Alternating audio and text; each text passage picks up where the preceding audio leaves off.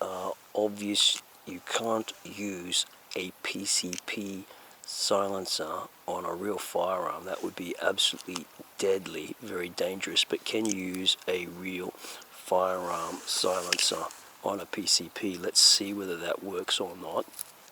Okay, we're going to try a real gun silencer now on a PCP. Okay, ready to go, record.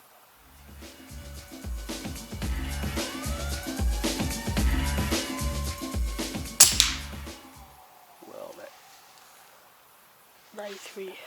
was it? That's not bad. So where did it go in there? Is that a new?